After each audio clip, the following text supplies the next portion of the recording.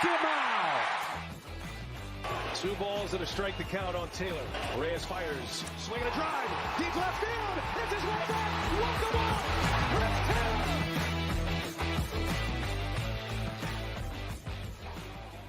What's up, everybody? Welcome into DodgerHeads Live, presented by DodgerBlue.com, part of the Blue Wire Podcast Network. My name is Jeff Spiegel, joined tonight by Matthew Moreno, Blake Williams. To those of you joining us live, thank you for being a little bit patient. It was my fault we're running late, so I'll take the blame up front.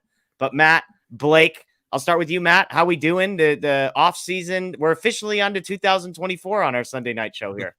Yeah, a little bit. You know, the quiet period in free agency, I saw somebody asking about that, is going to be over. And so maybe we'll start to see a little bit of activity, but realistically, probably not until winter meetings. But hey, this upcoming weekend are the general manager meetings. And so maybe we'll get a little bit of traction. And there was some activity today. And, you know, Kershaw dropped some huge news leading into the weekend. And so we've got plenty to talk about tonight. Yeah, and Blake is on to 2024, which apparently includes no bucket hat. The people want to know, Blake, is the bucket hat a thing of the past? Have we moved on? Are we changing the clubhouse culture by ditching the Angels-themed bucket hat? No, I'll go back to the bucket hat pretty soon here. I was just working in my room all day. I have the office set up now, so now my room is getting redone here, and I just showered after working all day, so just didn't throw the hat on. There we go. There we go. Well, hey, if we get to go back to spring training, as Matt can attest, Blake is a big, buy multiple. I think he came out of that one with 3 or 4 bucket hats. So if we get back down to Arizona, I can assure you that we will be back to bucket hat season. That was when the bucket hat actually made the debut, if I'm not mistaken, is me, you, and Scott doing some stuff live from there. So, well, we got tons to get to tonight. The Dodgers have made a bunch of contract decisions. We've got a Max Muncy contract extension. We've got 1 team option picked up, 4 that were declined.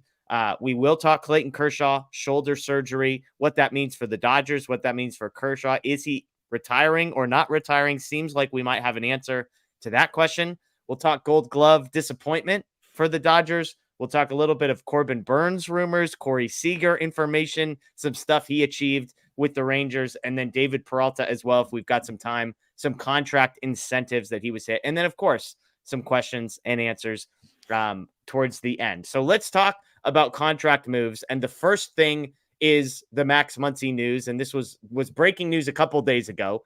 Max Muncy 2-year, $24 million extension with the Dodgers. Matt, I have been surprised. We did a live show right when this happened. I've been surprised at the negativity around this deal. To me, this is a great value. We all knew they were going to pick up the team option. They basically tacked on a second year, what I would say below market value, a guy who just hit 36 home runs. Give me your thoughts, Matt, now that we're a couple days removed. Do you still feel as positively about this one as you did in real time? Well, that's assuming I felt positive about it in real time. Fair. I wasn't on with you guys. No, I'm just giving you a hard time. I can understand the fan base being a little upset or surprised by this because Muncy is somebody who strikes out a lot, and the walks aren't necessarily always fun for fans, right? It's not, but he does have a lot of home runs. His batting average, which there's still some of us who look at that, is not great, and so I think that's where you're getting a lot of the pushback. But for me personally, not too surprised. It makes sense in terms of value. There is good value there. My only concern with this is what is the plan for Muncy moving forward? Because last year, and I'm talking about 2022, I was not convinced that Muncy made the most sense at third base. I think we saw some of that now this past season, this year.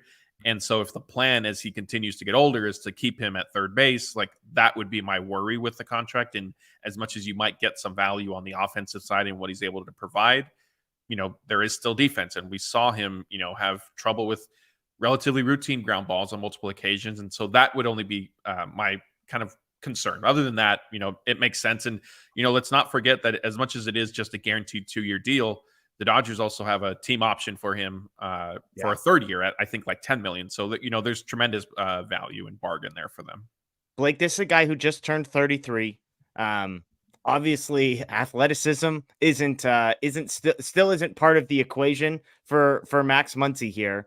But I think the lack of defense, as concerning as it is, and nobody here is pretending like we think Max Muncy is going to be even a league average defensive player, that's baked into this contract. The reason that he's getting paid $12 million a year is because he's basically JD Martinez with the capacity to give you 25th percentile defense as opposed to 0 percentile defense. Is that how you see this, Blake, when you kind of do crunch the numbers in your head and try and make sense of how much value they got with this contract?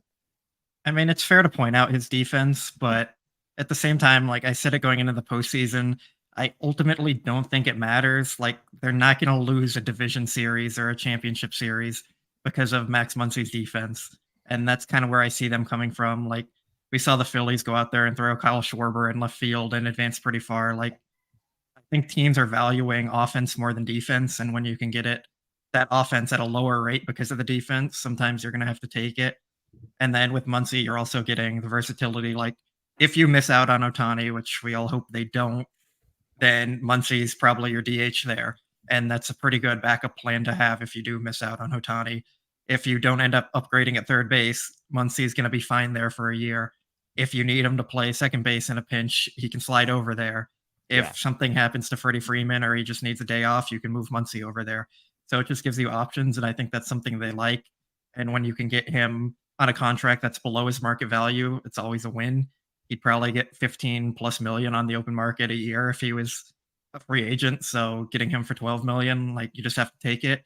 And if they end up replacing him and not having room, then he's a pretty tradable contract, and maybe you attach him for another piece you want on a win now team that maybe didn't want the prospects as much. Maybe a team that needs some offense, like Milwaukee over there, throwing that out there for a bit. But I don't think that's actually going to happen, but it just gives them a lot of options. Yeah, he was 11th in home runs this year in all of Major League Baseball. And it's also worth pointing out, because this is a huge talking point, Max Muncy's been very good in the postseason. This year, obviously, was not like anything to write home about, but for his career, he's a 136 weighted runs created plus in the postseason. So you want to talk about guys that have historically performed. That's a really good number for Muncy. And, he's got 10 career home runs in 46 games. So you kind of do the math there. He's 35 home run pace in his postseason career as well. So for me, this is just a positive. We're going to talk a lot this offseason about, do they want to spend $50 million a year on Ohtani? Do they want to spend $30 million a year on Yamamoto? I think all of us say the answer to those two questions is yes and yes. Well, I know Blake and I do. I don't know where Matt and I haven't discussed this yet. I'm not cutting my hair or shaving until I'll cut my hair when they sign Ohtani, and I'll shave when they sign Yamamoto. Until then, Perfect. It's all growing, maybe. I love it. Now it's on video, so you've said that. But look, if you want to go and sign those guys, a $12 million a year player who is a very productive player, like, those are important pieces to have to offset the cost of those things. You can't just have $30 million players everywhere. And you also, as we saw last year, can't have rookie level players everywhere either. Muncy gives them somebody that's kind of right in the middle, that's below market value, but that's a professional that you can, to Blake's point, he can give you some third base, some second base, some first base, obviously can DH if Ohtani is not signed. And so I think on a lot of levels, the Muncy deal makes some sense. The other big news this week that we haven't gotten a chance to talk about yet were some team option decisions that were made. I don't believe they were technically due 5 days after the World Series ended. But the Dodgers have made, or at least reportedly made, decisions on all of these. Let's start with the positive one. They picked up one of them. We expected them to pick up 2 or 3. They picked up one, and that was Blake Treinen. His number was a $1 million salary in 2024. So there you go. So that makes some more sense of it. We had a number of like 6 million, I believe, but the option was entirely dependent upon Matt, how many innings he pitched. And so it's only a $1 million option. I assume there are some incentives in there. So talk us through what we know about this number. Yeah, so I'm not 100% sure if he can add on to his salary for next season through like bonuses or incentives. I know that the option value was on a scale of, I think, 1 to like 7 million. Okay. And it, like you said, it was based on how many, I don't know if it was necessarily going to be innings or appearances this past season in 2023. Obviously, Blake Treinen never touched a mound for the Dodgers. Initially, when I saw that they picked it up, my first reaction was surprise, but then it was clarified that it is only 1 million. And so I guess like at that point, it does sort of make sense. Not sort of, it makes sense at that point. That's a low cost. It's basically, the minimum MLB salary type thing for a relief pitcher who, if he is healthy, and with Blake Treinen at this point, that's a very big if, but if he is, then you have, a quality back end relief pitcher for your bullpen. Yeah, Blake, look, when I see the 1 million, we're talking about potentially spending $80 million a year on 2 players for a team like the Dodgers. The upside of Blake Treinen somehow being productive for you is worth $1 million. They gave $1 million to Cole Hamels, who hadn't pitched competitively in like a million years and wasn't good then. At least Treinen's been good when he's healthy. If I'm not mistaken, he did have like a rehab assignment towards the end of this last year, and the velocity and stuff looked good. So they ended up not bringing him back. But Blake, is there any downside besides $1 million to signing Treinen here? No, when it was reported that option was for $1 million instead of $7 million, it was a no-brainer. I think everyone was reporting it was $7 million. That's what all the Spotrac and all those websites had. So I was surprised when I first saw it, like Matt was, and then when I saw it was just $1 million, I was like, yeah, there's no reason they shouldn't pick that up. I mean, when he's healthy, he can be one of their best relievers, and like you said, they throw out $1 million contracts like they're pennies. Like they gave one to Jimmy Nelson pretty much last year. He didn't end up pitching. I think his was 1.1, if I remember correctly. And like you said, Cole Hamels, there's just so many players where they've done this, and there's really no downside because $1 million to them isn't changing their payroll. It's not going to prevent them from doing anything they need to do. So yeah, there's just no downside to signing him for that. Yeah, it looks like he had 3 rehab assignments down at AAA. The first 2, he allowed no hits, no walks. However, there was a decrease in velocity. And then the third one, he got shelled, and that was when they decided to sort of shut him down. So again, Blake Treinen is back with the Dodgers, which means the rest of their team options were declined. That was Daniel Hudson, Joe Kelly, Lance Lynn, and Alex Reyes. Hudson was a $6.5 million salary, was declined. It cost them nothing to decline it. Joe Kelly had a $9.5 million number. It cost them $1 million to decline that. Lance Lynn had an $18 million number, cost them $1 million to get out of that. Reyes had a $3 million number. He received a $300,000 buyout as part of the declining of team options there. So I'll get this out of the way. Lance Lynn was a no-brainer. We all agreed that there was no chance he should have been back at an $18 million number. So I don't know. Blake, you look like you want to say something about Lance Lynn. So the floor is yours. I mean, you did say he was going to be a Cy Young winner, Lance Lynn. So maybe we should be a little surprised here. That's true. That's true. And I was right I was accidentally right for a few weeks because I technically said that. I didn't mean it, but I looked smart that the Moreno started posting that clip, and I looked smart for a few weeks there. But yeah, so, I mean, we knew the Lynn one. I think Hudson, Kelly, and Reyes were the 3 that were, when the 3 of us talked about it on the show, those were, which I believe it was me, you, me, Matt, and Scott talked about these. Is that right? Yes. Okay. Yeah. So Kelly was the one that we were the most split on, I think. Matt, I believe you said you thought they might pick this up, $9.5 million. So, how surprised were you that they decided not to go through with Joe Kelly? I mean, I don't know.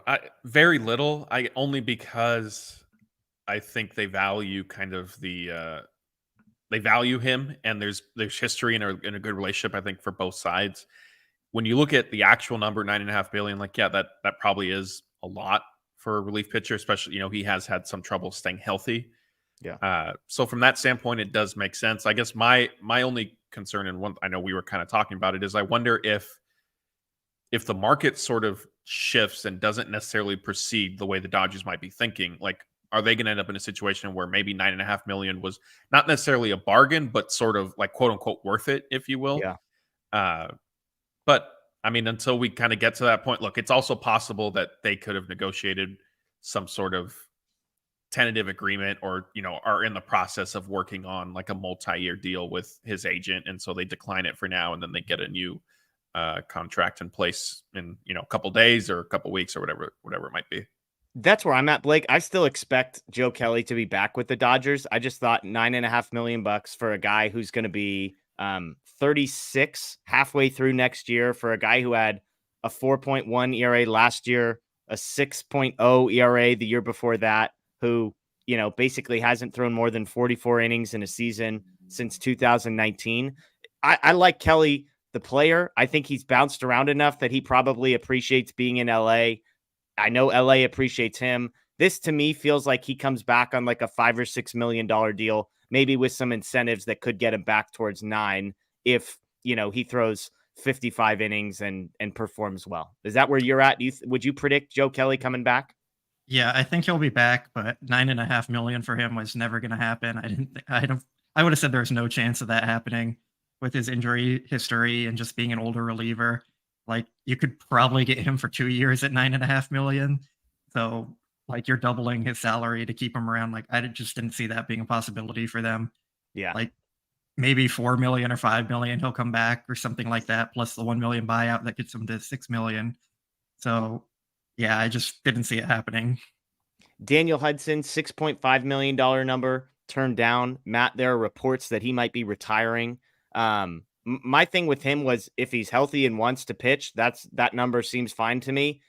Even considering his age and everything. Obviously, the health piece is the issue if he's considering retirement.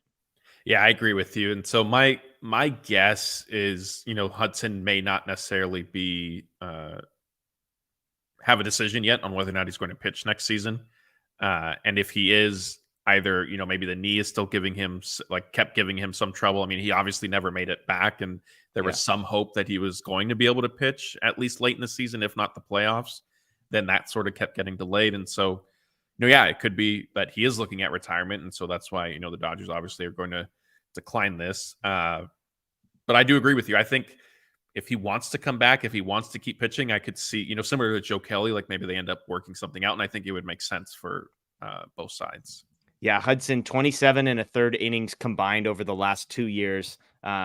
He is 36 years old, and he will be 37 before next season starts at the beginning of March. So that's getting up there. And Blake, the other piece, by the way, that's worth mentioning is the Dodgers are at 35 guys on their 40-man roster with the decisions that they've made. So they've only got 5 more spots. Of course, there's a couple players that I think potentially could find themselves off of the 40-man roster if things needed to go that way. But if you start thinking about how many starting pitchers you want them to sign, how many offensive players you want them to sign or re-sign, and realize bullpen guys, like if Joe Kelly comes back, then you've only got 4 spots. If it's Ohtani and Yamamoto, then you're at 2. Like, you start to shrink down the number of spots. And so some of these decisions make sense. And especially I would add a Daniel Hudson type, because if he did want to come back, it feels like you could probably sign him to like a minor league deal to where he doesn't actually need a spot on the 40-man until the season starts and 60-day IL becomes a thing. And then all of a sudden May and Gonsolin and those types of players can move off of the 40-man roster. So anyways, like Daniel Hudson, to me, let me ask it to you this way, Blake. Do you think Daniel Hudson pitches again next season? I don't.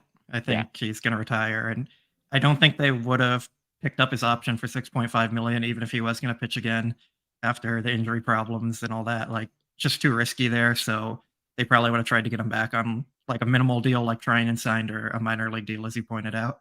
Yeah. Yeah. Okay. The last one here is Alex Reyes. This was one that I think we all, I thought they would pick this one up. I was like, $3 million. They kind of knew, Matt, we talked about like, well, they knew he was going to miss most, if not all of last season.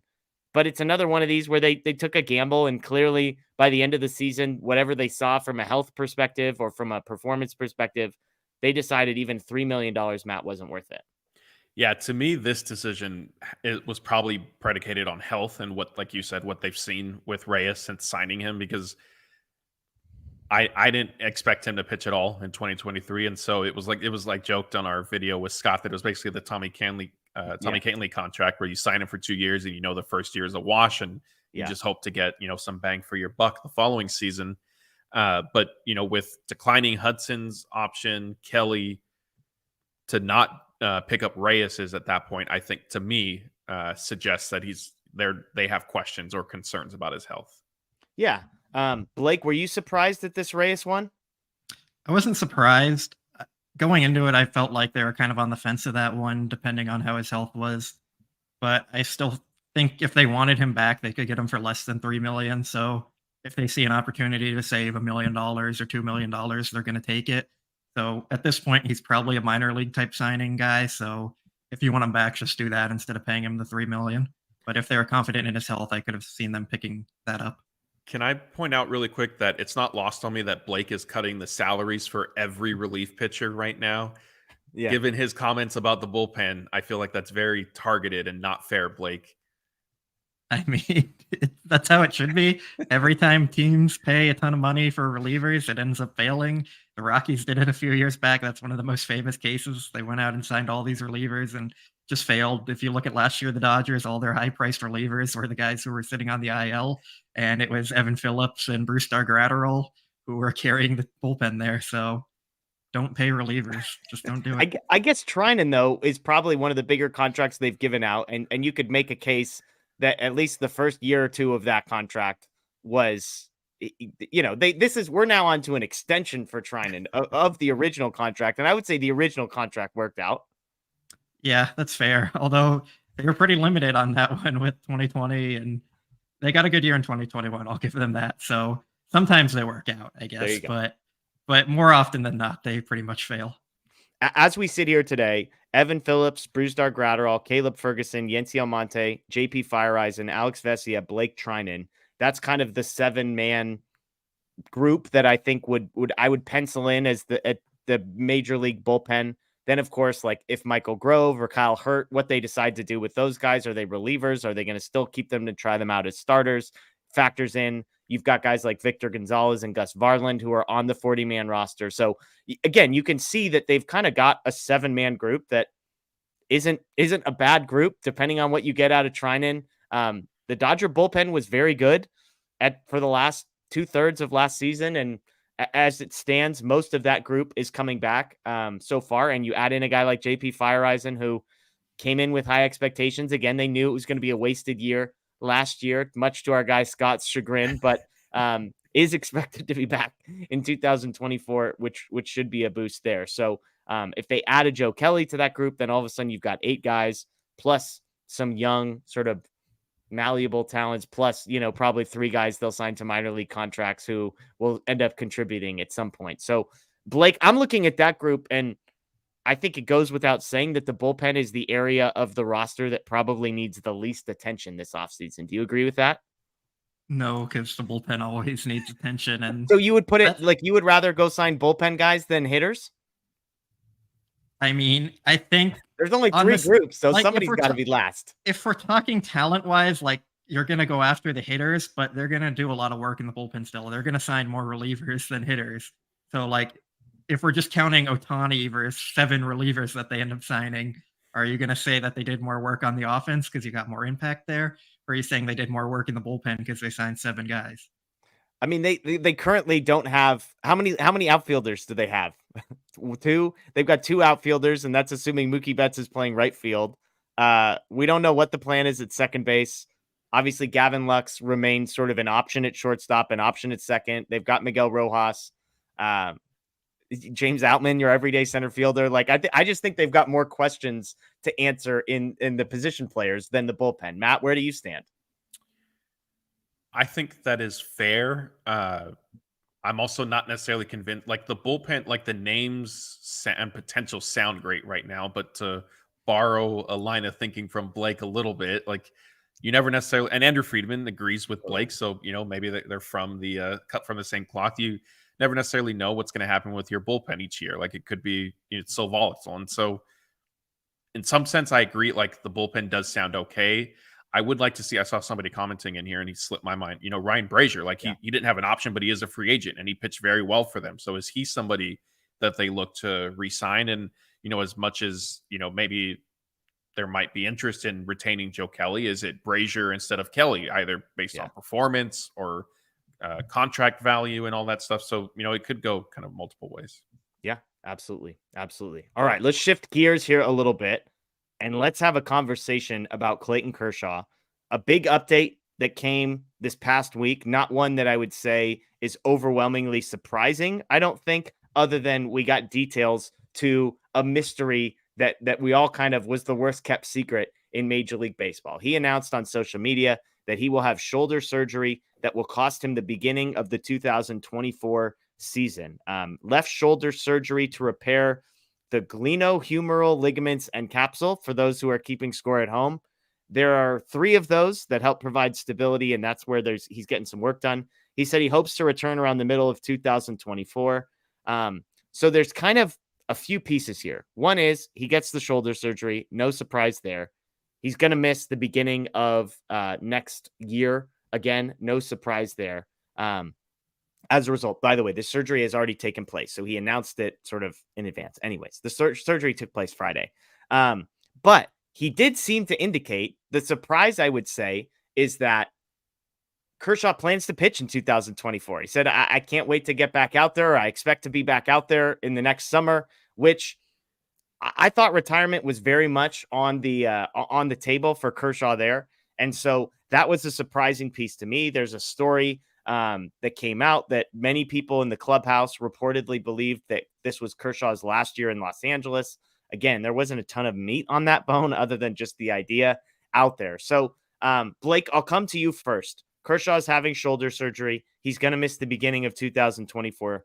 No surprise there. How surprised were you that Kershaw seems to have already made a decision he's planning on pitching next year? I'm surprised because he's always been on the fence about that. But I also think, like, as a competitor, he doesn't want the lasting image of him to be walking off the mound in a playoff game after giving up 6 runs without recording an out. Yeah. So, I mean, he got one out. One out. Jeez Louise, Give him some Blake. credit. That's like Come on, Blake. cutting his ERA like by 1 million there. Yeah. Okay. Fair enough. His 1 out and 6 runs. That's just embarrassing to walk off the mound for him. I know he's not sitting well with that. I'm sure it still annoys him. So wanting to come back out there and pitch again and try and like shake that off, it makes sense to me looking back on it now. Yeah. I'm sure the Ranger fans are going to love him, but we'll see.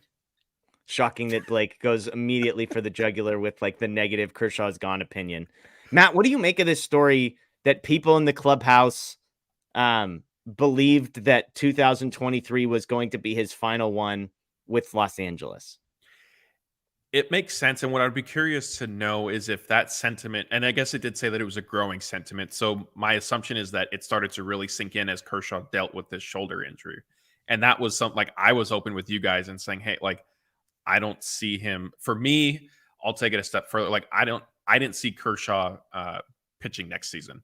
Once, like, just the way they were talking, like, I still go back to, you know, he had he's first of all, his IL stint was 6 weeks when Kershaw was trying to avoid the injured list altogether. He was hoping he could just keep pitching. And they said, no, like, we'll put you on the IL. Like, it'll just be really short. He'll be back quickly. Ended up being 6 weeks. So fine. Like that, those were like the warning signs. Then his first start back, he makes it. Dave Roberts is talking to his post game. He said, you know, it was great to see him back out there. And now we just hope he comes in okay tomorrow. And it's like, what? Like, he just came off the injured list and you're hoping like he's going to be okay a day after his start. Like, so for me, that was when it really started. I started thinking like, this might be it for him in terms of career. And like you said, you know, that report that Jack Harris from LA Times, he didn't really specify if the Dodgers' belief is that Kershaw's just done altogether or because he's going to go home. So it's not all that surprising, though, that they would start to feel that way. My guess is, like I said, it did probably start to increase and really set in after he was, you know, hurt and pushing through all of that.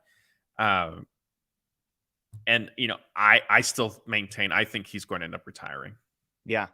And look, it's possible, as I think about this story, it's possible he was planning on, like, his gut was, hey, I'm going to retire. And then he has that awful playoff start. And maybe he's like, no, we're not going out like that. So, like, it's possible that this growing sentiment was an accurate sentiment like a month ago, but not an accurate sentiment today. You know, like it doesn't mean just because people were getting that sense doesn't necessarily mean that he couldn't have possibly changed his mind. We talked a lot. Is it possible that Texas, being as successful as they were, sort of sways him to believe, oh, I can go home, I can pitch in Texas and still have a chance to go win a World Series? Because, of course, that's firmly on the table with the roster that they've built, even despite the fact that their regular season success wasn't overwhelming. So it's interesting, you know, here. I'm with you, Matt. I thought he was going to retire.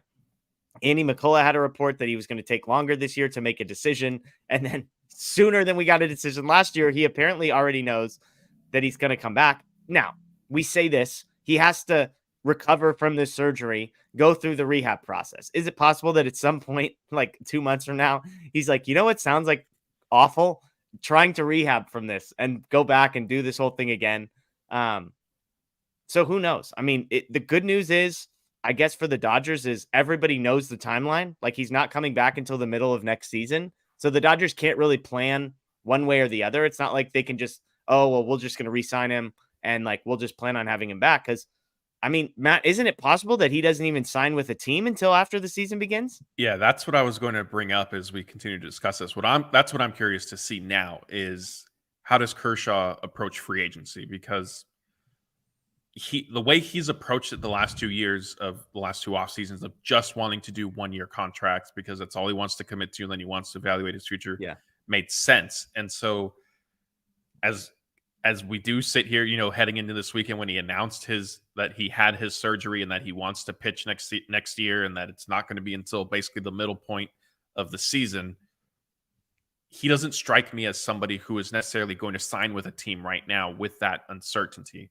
Yeah. I feel if anything, like maybe he signs like during spring training after he's already gone through a couple months of the recovery process, maybe gets to start throwing, because really like another thing we need to touch on too is it's the ligaments that he had repaired, which there's 3 of those. I'm not even going to try to pronounce the name because I don't have it in front of me. I know you did a great job with it. There's 3 of them in your shoulder and it provides stability, but he also had his capsule repaired.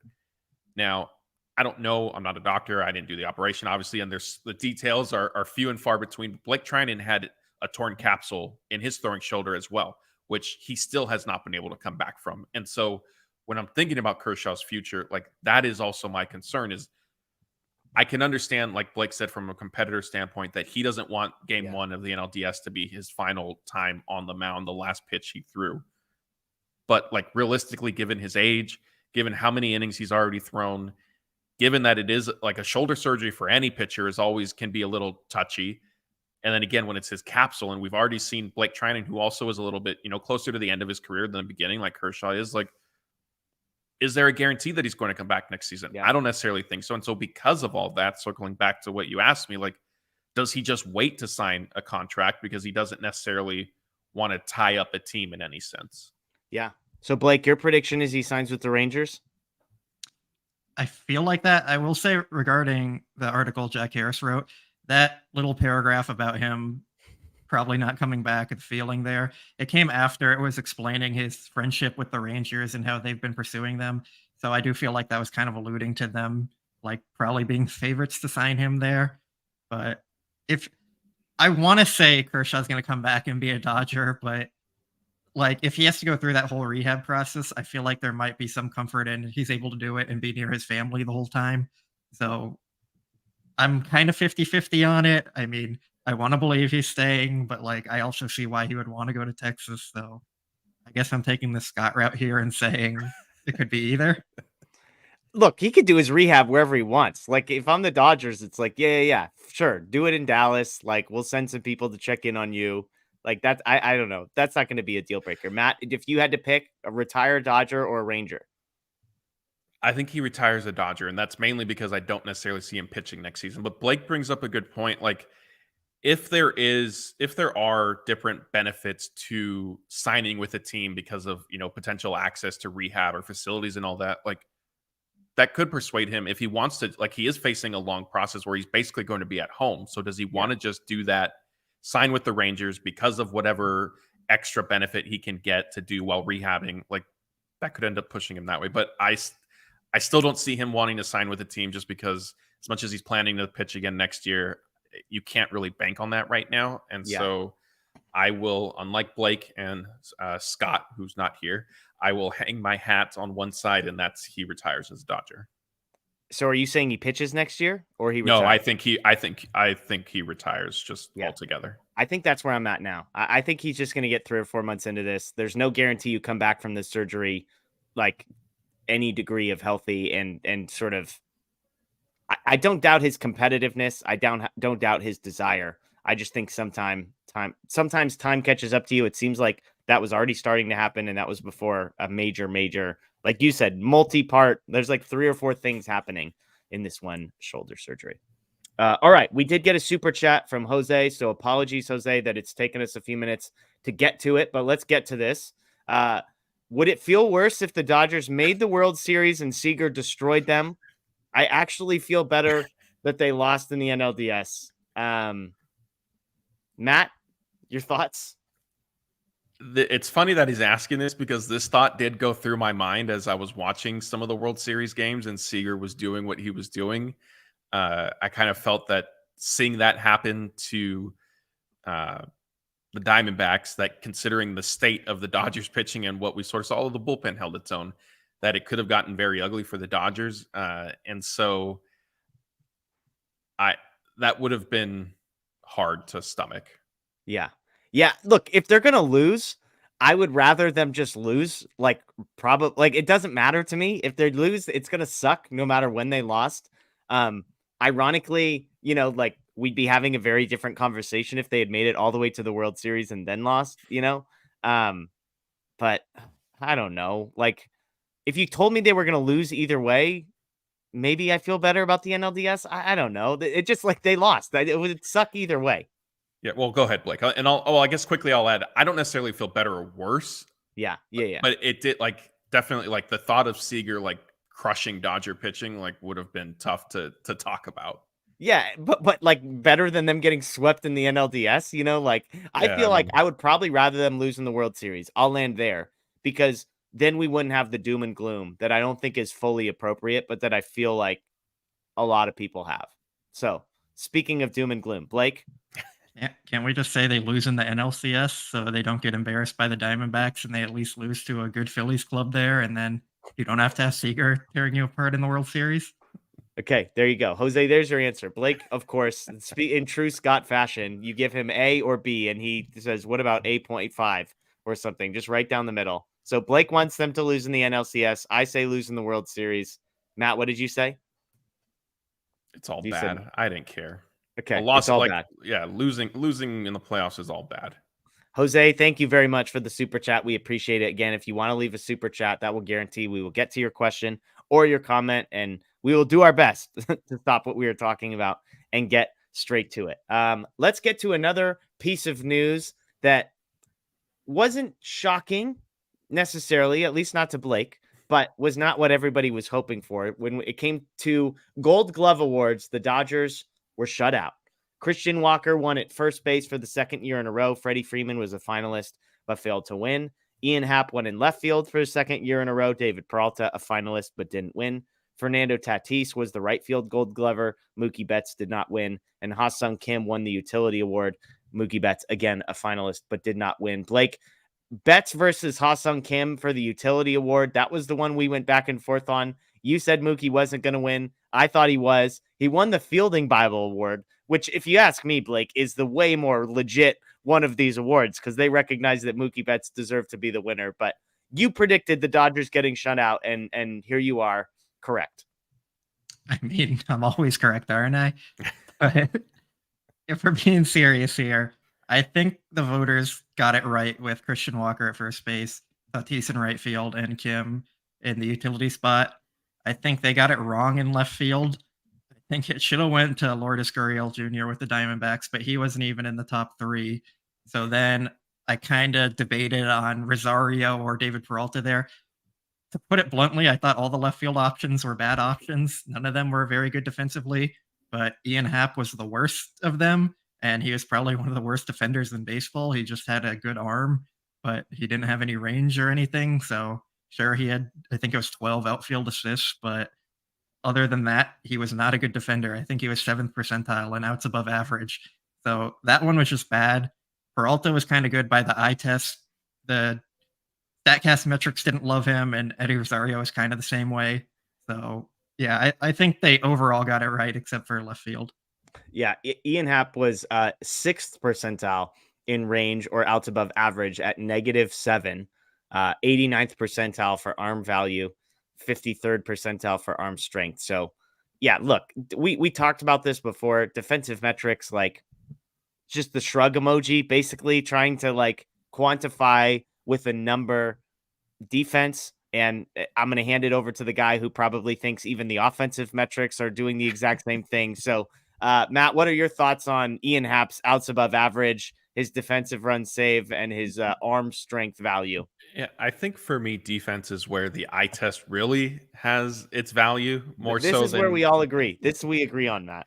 So, when Peralta was named a finalist to begin with, it kind of caught me by surprise. But then when Blake put together articles and used all his nerd stats to explain it, then I realized that it was just a relatively shallow field. And so, okay, like, I guess it made sense. And at that point, like, I still thought Mookie was going to win at least one, but probably both, especially like the Gold Glove. I think you get a lot of reputation and historical precedent gets valued in. And, we didn't really touch on him too much, but Freddie Freeman, he didn't grade out, if I'm remembering correctly, the metrics, I think, hated him this season.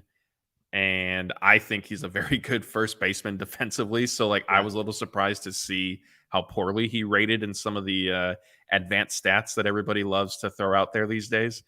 Christian Walker, at least, I think, also is a very good first baseman. So that one makes sense. But for Mookie to not win either of the two, I think, not wrong, but that was most surprising out of however, the Gold Glove stuff all ended up shaking out. Yeah, look, the beauty of analytics is they try to quantify something. They try to put everything into a machine and spit out a number that puts everybody on a playing field and makes it easy to compare. And I'm not saying that's like perfect and that none of us here think like you only look at the numbers and that's all that matters. Matt never looks at the numbers and that's the eye test is all that matters. So people like Blake and it's very nuanced people, sophisticated stuff going on over here, unlike some of us. And Scott's probably on the other extreme. He just he turns off his TV and just pulls up Baseball Savant, I think, in order to make these decisions. But defense is just, there's some, right? Like you look at catch probability, and that's one of the things that I think like the eye test doesn't necessarily help you with, because a guy like Cody Bellinger can make a lot of stuff look really easy. And then when they slow it down and they show you like how quick of a jump he got, how fast he was running, and like how unlikely it was that an average center fielder gets to a ball, I think that's where analytics can help you in some of this, but that isn't easily quantified in defensive runs saved or outs above average. I think those are helpful numbers, but even more so than offensive stats, they don't tell the whole story. So again, the headline here, the Dodgers get no Gold Gloves. Despite having Freddie Freeman, Mookie Betts, two of the better defensive players in all of Major League Baseball at their position this year, they just they weren't the first. Blake is shaking his head. You disagree with that?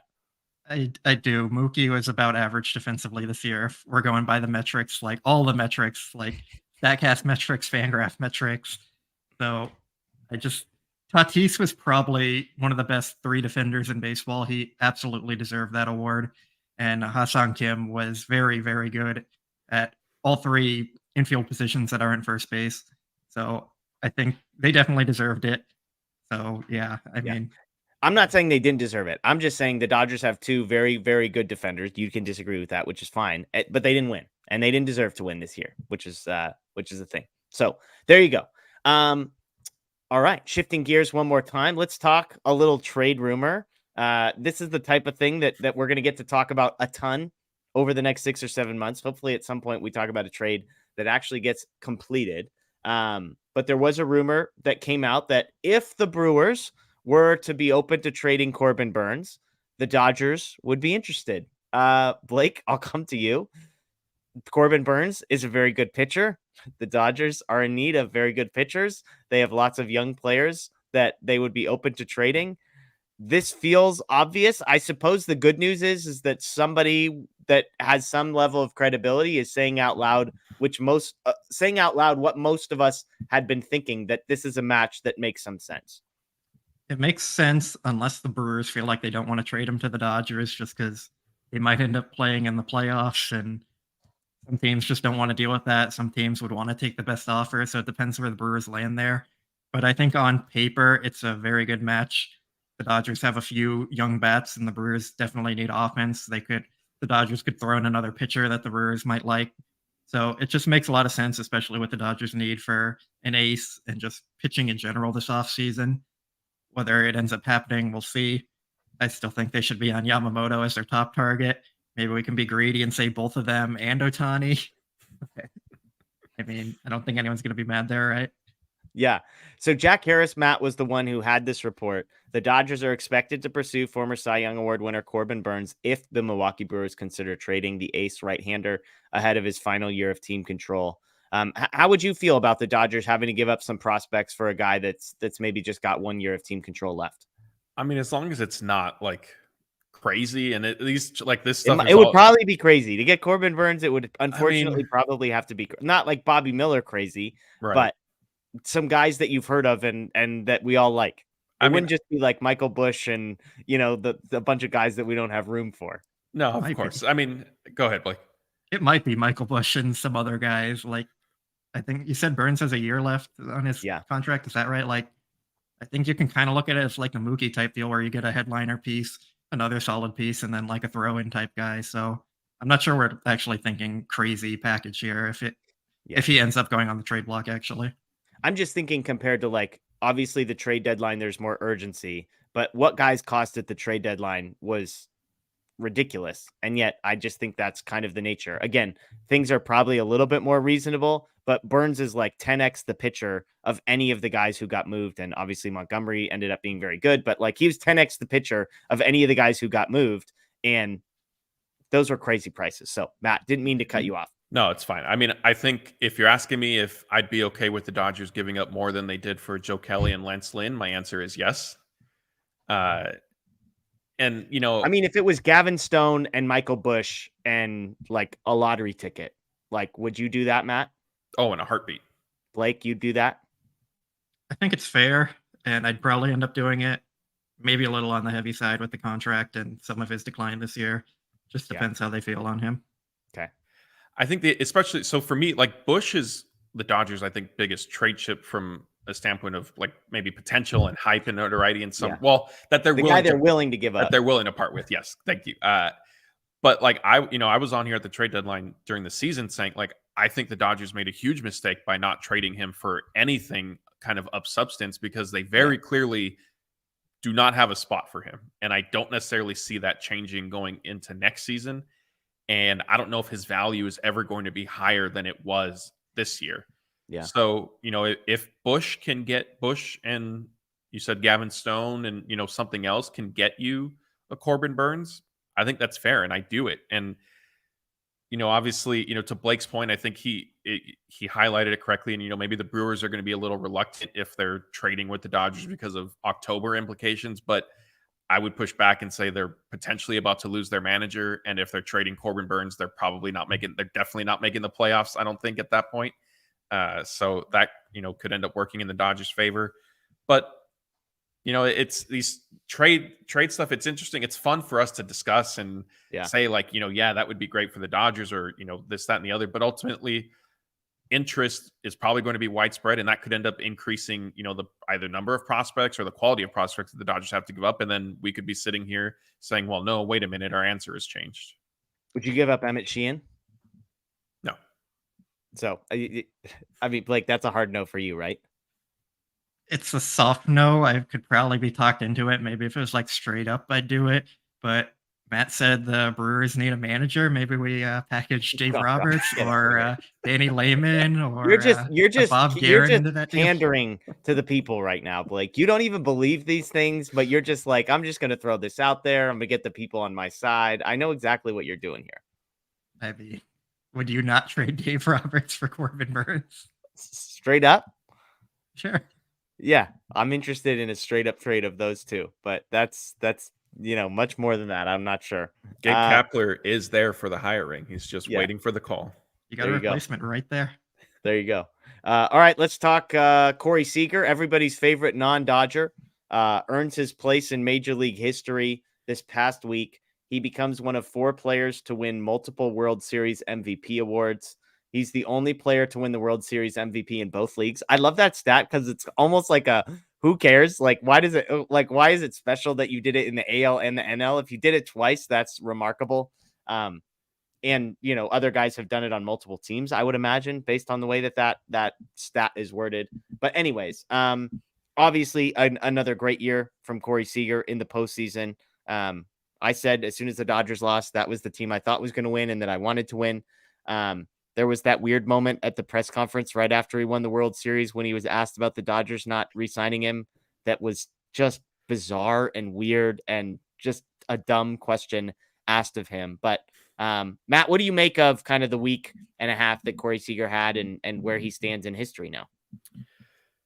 Yeah, I mean, hats off to him. I get what you're saying in terms of not necessarily who cares, but kind of questioning like the details of what he's accomplished. But I think it is a big deal. I think, and he there's obviously some good fortune involved because he had to be baseball more than any other sport is a team sport. You're not going to get one player who can carry you throughout a year.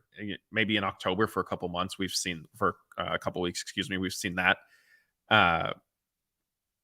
But yeah, it's impressive to do it. I think, as much as Seager's postseason history and stats and success and struggles are a little bit of a lightning rod topic, I think now at this point, he's basically done it twice, and that's good enough for me. Like, yeah, he struggled in some Octobers and some years, but for the most part, he's cemented himself as a pretty good October player.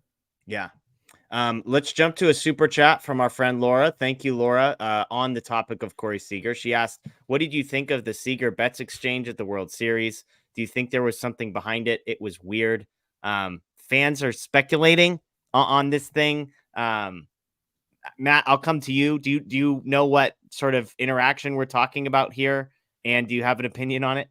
Yeah, Mookie was sitting on the Fox set before the game started, and they were doing their pregame show, and Seager was up, I think it might have been the first baseline, kind of shallow right fieldish, getting ready to either stretch or just doing his final routine and preparations before the game started.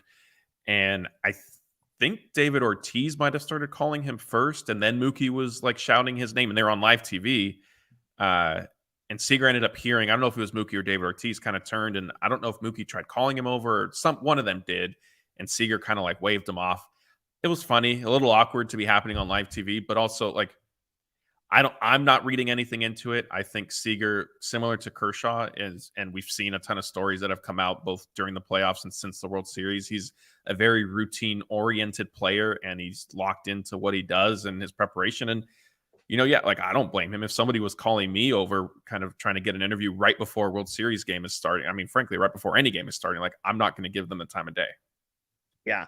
And I think there was one other interaction that like, I must have missed that one then. Blake, did you see this one? It's like Mookie touched Corey Seager and there's some lip reading about like, don't effing touch me.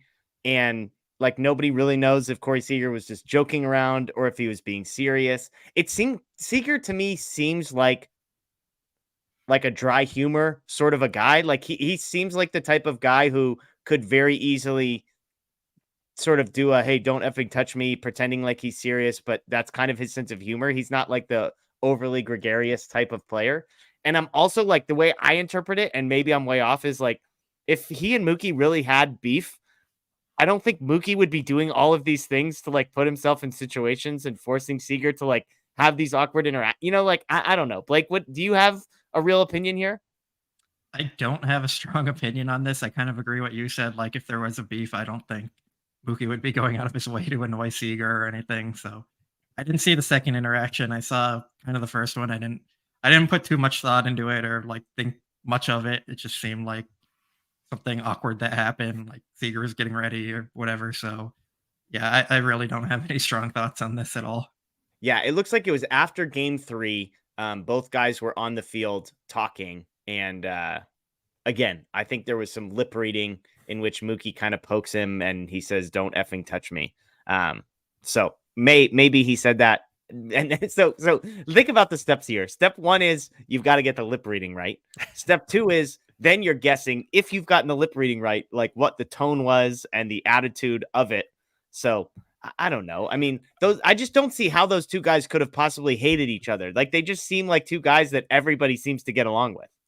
Yeah, well, first, I apologize to Laura for getting that interaction wrong, for assuming it was the other one. I didn't see the one that it apparently is in the dugout, but I agree with you. Like, I think it was just kind of an awkward moment more than anything else. I wouldn't necessarily read too much into it. And frankly, if there is, no love lost between those two guys, well, they're not teammates, so it doesn't really matter. I'd be more concerned if they were teammates maybe, and that was an interaction they had. But, at this point, they're opponents, so who cares? All right, let's get to some questions here in a minute. You can start throwing those in. We've got one more sort of tidbit that we'll discuss here briefly, but if you want to throw all caps questions and then a question in, we'll get to some of those. Briefly here, Blake, David Peralta ends up earning $8 million total for hitting all of the incentives, 50, 100, and 150 active days on the roster, 500,000 each. So his $6.5 million base gets to $8 million. We know about the surgery that he had after the offseason. I think that's what makes this story significant. But is this just a let the past be the past and move on? Or is it sort of annoying to you that the guy hit every incentive and then had surgery right after the year? I'm not annoyed with him for doing that. I guess I'm a little annoyed with the team for continuing to play him. Like in the regular season, it is what it is. But once he got to the postseason and started playing, that's where I think the bigger issue is. They also could have just said, like, hey, go on the IL. We'll give you your incentive still. Like, just go heal and get healthy, and maybe you can come back in time or whatever it is. But it was weird that they played him throughout the playoffs, I think. But good for him for hitting his incentives. And, like, I'm sure he's happy about it. That 1.5 million probably made that surgery worth it. So there you go. All right, let's get to some questions here. Michael asks, now that we know about Kershaw's, I love that Blake's face just gets cut off every time we put a question up. You got to get your face higher in the screen there, Blake. Now that we know about Kershaw's situation, is it time to cut Burnes? Why is he still rostered? Also, I've heard Lorenzo has surpassed Cartaya. Just a waste of a trade piece. Shame on Friedman. On the second thing, I definitely have not seen Cartaya being passed by a catching prospect not named Dalton Rushing of the Dodgers. So I would push back against that. As far as Burnes, look, you all know where I stand. If it were up to me, I would trade Austin Burnes and he would not be on the roster next year. That's $3.5 million that you want to talk about shaking up the clubhouse culture, Matt. You seem to think the clubhouse culture needs to get shaken up. How about the captain who sucks at offensively hitting baseballs and defensively throwing people out? How about that as a shakeup of the clubhouse, Matt? Yeah, that would, if Kershaw retiring and Burnes no longer on the roster, that would definitely shake some things up in the clubhouse. I don't know. I mean, Hunter Fiducia is not on the 40-man. He is Rule 5 eligible this year. So Cartaya is already on the 40-man. So if they wanted to keep Fiducia, I doubt they're going to want to carry 4 catchers. So I think either Fiducia or Burnes gets traded this offseason is my guess. I guess I just wonder how much of a market there might be for Austin Burnes. But catching's pretty bad at Major League Baseball. Yeah, I mean, he's not very good at all.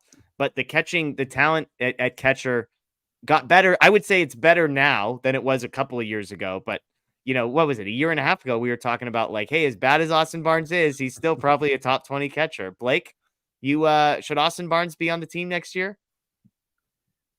Should he? Probably not. Like, I wouldn't mind them upgrading. Will he be on the team? Yes. So, I mean, I feel like it's an upgrade for you.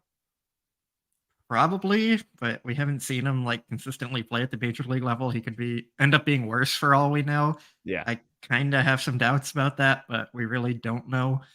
But yeah, we've actually never seen him play at the major league level. So I just think like the backup catcher position is just so like not worth thinking about. Like he's going to be there. He's going to play some games and they showed in the regular season, it doesn't matter. They won 100 games still, even with Burnes playing way too much that people were saying and complaining about it. Yeah. And in the postseason, he didn't play at all and they got swept. So like, I just don't think the backup catcher really matters at all.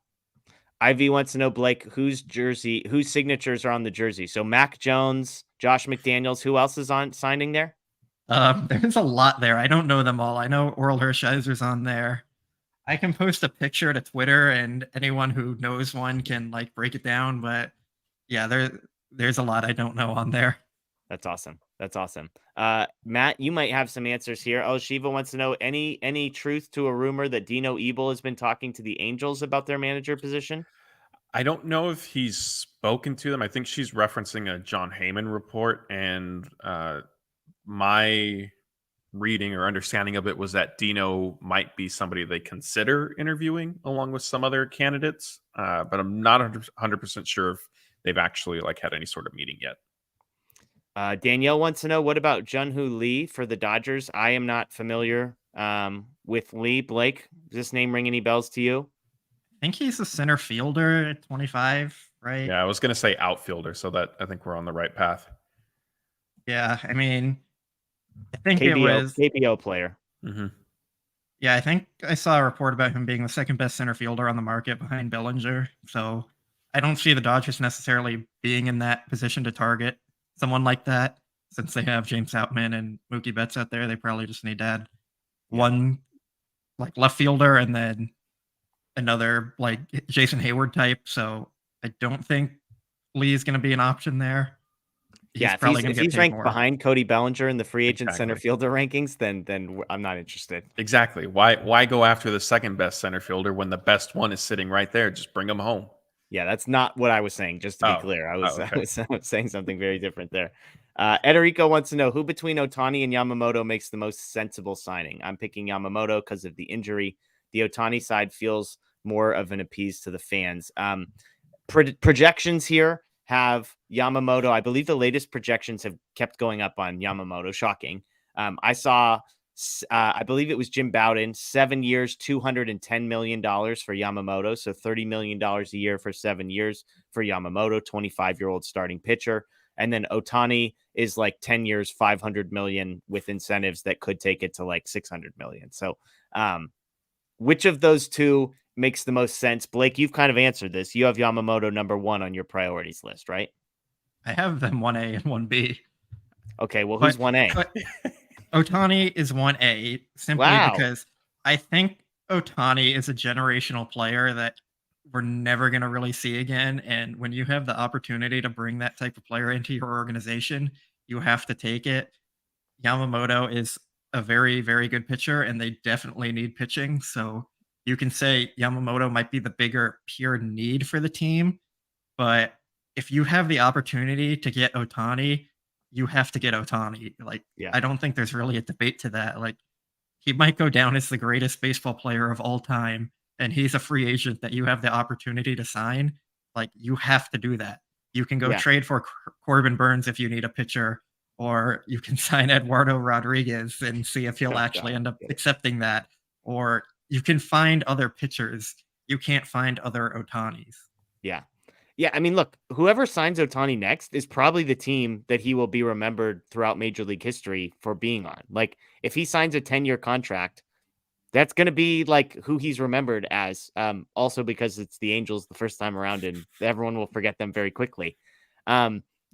Matt, the question is sort of sensible. It feels like Yamamoto is more sensible because it fills an obvious need. And yet I would point out that Ohtani had the highest slugging and OPS in all of Major League Baseball last year. So it's not as if like Ohtani is just this marketing ploy that's not actually going to help the team. He was arguably the best hitter in baseball last year also. Yeah, the phrasing of that question was well done and, accurate. And it does, I think Yamamoto is the most sensible in terms of if you're looking at the Dodgers' biggest need. But like Blake said, Ohtani is Ohtani, and what he's doing has never been seen before. We may never see it again. And so I think, yes, signing him, it is a little bit, it's more of a fan play than signing Yamamoto, but it's not just a, hey, look at this player we signed to get the fan base excited for no reason. I mean, there's some substance. It's not, what's the saying, all sizzle and no steak? Like, that's definitely not Ohtani, right? Like, you're adding arguably the best player in baseball right now, even if he is limited to just hitting this upcoming season. Well, and Blake doesn't like steak, so that kind of just checks out. The analogy checks out here. Michael wants to know, should the Dodgers feel shame for having no pitchers in the top 80 in starting pitchers innings pitched last season? I'm not surprised by that. Like, if you looked at the rotation that they built at the beginning of last season, I was taking the under on May and Gonsolin. I like Urias. I should say, I would have been surprised if Urias hadn't been in the top 80. Everybody else, like, maybe Syndergaard I thought was going to be top 80 because I just thought he'd at least last the season and be bad, but not bad enough to be DFA'd or traded. But I don't know, Blake, like you're Mr. Analytics, right? You can't possibly hate this except for maybe the unique reasons why the Dodgers ended up here. I don't think they should feel shame about it because, like you pointed out, the reasons behind it, they had a lot of injuries. And even though we expected a lot of those players to deal with injuries, you couldn't have predicted all of them to be injured. You couldn't predict the Julio situation shaking out the way it did there. Like, I think we all thought he would be near the top in innings pitched, unless it was an injury. And then that's another reason you can't blame them. So, shame is a strong word here. So, I'm going to say no. But I think we all knew that they built a rotation that wasn't going to throw a ton of innings also. Yeah. Jedi Engineer, any luck we'll pick up some speedy position players this offseason? Matt, have they forgotten Johnny DeLucas on the 40-man roster? Come on. University of Oregon, Agora Hills. The guy checks every box. That, and they had Ahmed Rosario on their roster, and they chose to leave him off for the playoffs. Yeah. So how much they really value speed, I don't necessarily know. And so because of that, I wouldn't really count on it. Matt, any possibility the Dodgers try to sign Justin Turner? I don't see it. I mean, I think you could, if things don't necessarily go their way with some other free agency options, like it could make sense if you move Max Muncy around. But other than that, I think some stuff would have to kind of not go the way the Dodgers might be hoping for that to be a possibility. Blake, what kind of odds would you need on Justin Turner, 2025 manager of the Dodgers? Pretty long odds, but I'll actually take the opposite of Matt here. I think there is a decent chance they try and sign him. Wow. I think if they do, it's going to be in the mold of like the Albert Pujols, David Freese, Chase Utley type role where he's a veteran off the bench. He regressed last year. He was like a 110 weighted runs created plus guy. He doesn't play great defense, so I'm not sure the market is going to be huge for him. So I do feel like there's a scenario where Justin Turner's like, yeah, I'm going to go back to the Dodgers maybe for a little less money, but have a chance to retire there, have a chance to win, and mix around the infield. He played first base and third base, and he can DH. And so I do see a world for it where he could come in and be an option for them, especially as a pinch hitter if they're platooning again. So I wouldn't totally rule it out. I just don't see a world. I mean, I think if they sign Ohtani, they definitely can't sign Turner, right? I still don't think so, because you can use Justin Turner as a pinch hitter late in games and mix. They have the versatility. Like if Mookie Betts is starting at second and you have a left-handed hitter in the outfield, then you pinch hit for that left-handed hitter with Justin Turner. You move Mookie Betts to the outfield, you put Turner at third, and you move Muncy to second. Like they have a lot of versatility to make something like that work. So I feel like Justin Turner could be good in that veteran presence, pinch hitting type role. I just struggle with it because I just don't think they're going to have the roster flexibility crunch that puts them in. If they end up with Ohtani, who's only a DH, and you already have Muncy, who we just talked about, like none of us like him at any defensive position, and you're adding a pinch hitter who can't, like, is worse defensively, arguably, than Max Muncy, at least on par with it. I'm not saying it's impossible because you do need somebody to be the 13th offensive guy, the 12th if Austin Barnes is 13, but the 12th offensive guy on the bench. I just feel like they would take a Jason Hayward type over a Justin Turner type would be my instinct. Am I old? Maybe the only person asking this. Are you going to have a Thanksgiving side dishes draft this year? We might. I mean, we did a candy draft and posted it on YouTube, and it might be the worst performing video we've ever done, in part because nobody's apparently tried Nerds Clusters. Blake, have you tried Nerds Clusters yet? I haven't yet. I haven't looked for them. I'm going to be honest. Matt, have you tried a Nerds Cluster before?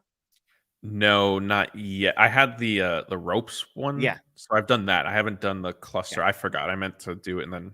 My daughter got a full size bag in her thing. It was like the greatest thing in the world. So shout out to my. You stole them? What's that? You stole them? No. I didn't. There was 2 days later. She was like begging for candy, and it was like 4 o'clock, 5 o'clock, and I was like, "How about this? Why don't we open up the full size Nerds Clusters and we split them between the 4 of us?" So the 3-year-old got like 4 or 5 of them because they're small. And then the girl whose bag it was, Willow, she ended up with probably half the bag, and the other half was divvied up. But I definitely got in there for a few. Didn't we do a Thanksgiving draft last year? We did. You got smoked. I forget what it was, but it was a classic version of whatever you opted for was like everybody else's least favorite dish. I had tamales on there. The people love that one. I think the candied yams on there, and I had turkey, which I think you guys were mad at the turkey, but that's a staple of Thanksgiving. So I totally just disagree with you guys there. Yeah, you do. And as usual, Matt and I are grateful to be in disagreement with you when it comes to a food opinion, Blake. So there we go. All right, let's see if we have any more questions here. Man, it's like I always have to catch up here. OTQT, is Kershaw's injury a blessing in disguise? I thought he should be on the Roger Clemens plan in order to stay healthy. How shocking would it be if he signed elsewhere? I don't think I'd be shocked. I think it's like definitely I would be very disappointed if he played for somebody else. But I definitely wouldn't be shocked. Would either of you be shocked? No. But I mean, I think it's pretty much like, I guess I would be shocked only if it's not the Dodgers or Rangers, which I mean, there's like a 99.9% probability that those are the only two teams. So it would have to be a team other than that to shock me. But like I said earlier, I still think retiring, the odds for me are retiring, back with the Dodgers, back with or joining the Rangers. Yeah. I still think Rangers are the third most likely. And I mean, maybe some of that is a little bit of wishful thinking instead of being based in reality, as I see Blake kind of smirking because I know he wants his friend Corey Seager to be reunited with one of his former teammates. I was actually just laughing at the Blake strikes me as a canned tamale guy. Yeah, checks out. Totally untrue. My neighbors make the best tamales, and they're all homemade and everything. They're just incredible. See, by the way, Laura agrees with me. Nerds Gummy Clusters, big thumbs up there. BMR, ham versus turkey, total agreement from me on this one. Matt? No, I still like turkey. I mean, I don't like turkey, but I prefer turkey to ham. And to be clear, I'm not talking about like deli meat ham. I'm talking like I would take a honey baked ham over any version of turkey any day. Blake, you disagree, right? I disagree, but I always do it as ham is the Christmas food and turkey is the Thanksgiving food. Yeah, fair. And Frankie G does make a good point that turkey does get gravy. You get enough gravy on turkey, and I'm in on it. So you get mashed potatoes as well. So there you go. Samuel says the Raiders are a joke and overrated. Thanks for hopping in. The Raiders got a win today. How did the Patriots do today, Blake? Did Matt? They did great. They lost. They're in 5th position in the NFL draft, and I just need them to keep losing and moving up the draft board. I am totally happy with every loss they have. What position are they going to draft, though? You love Max, so what are they going to? You want them drafting like a offensive tackle or something at pick number 5? We're moving up for Marvin Harrison Jr. Oh, receiver. Okay, there you go. That's a good one. So, all right. Well, I think that'll do it for us tonight. Thank you, everybody, for joining us. Again, a huge turnout here on Sunday night, so thank you.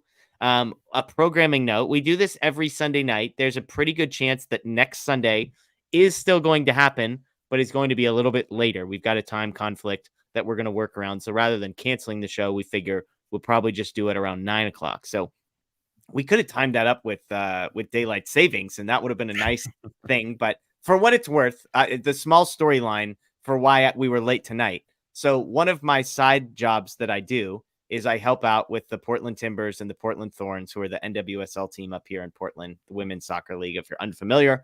And so the Thorns had a semifinal game tonight against New York and New Jersey. Because most of you are probably in Los Angeles or somewhere else, you don't know that Portland had a freaking monsoon tonight. So I was standing out in a genuine monsoon, full waterproof gear, soaked through, miserable. And I was texting with Matt, and I was like, hey, I'll be home around this time. Well, what I forgot was that it was a semifinal game, which means if nobody won, they would play overtime. Well, I mentioned this was a monsoon. What I didn't mention, it was a 0-0 tie for 90 minutes plus stoppage. So we got the 2-hour game, and then with the halftime and all that. Then they go to overtime. First 15 minutes plus stoppage time, no goals. So we're at 120 minutes of soccer with no goals. Unfortunately, the other team scored, but fortunately, somebody scored. And so after 3 hours of standing in the rain, the Thorns lost 1-0. So that was why I was late. I had not factored in the possibility of extra time and overtime. And we almost went to a shootout, in which case this would have been probably an extra 15 or 20 minutes late. So there's my small story time. But thank you, everybody, for sticking with us. Thanks to those listening via podcast, Apple, Spotify, and Google. We greatly appreciate you. We will have videos throughout the week. Our goal is Monday, Wednesday, Friday. And stay tuned. I don't want to say it out loud because I don't want to jinx it and things could change. But one of the coolest possible videos that we're going to have might be coming out this week. So stay tuned for that. We're hoping for Wednesday. So cross our fingers that that comes through. But that's Matt Moreno. That's Blake Williams. I am Jeff Spiegel. This is Dodger Heads presented by DodgerBlue.com. Enjoy the rest of your night, folks. And as always, go Dodgers.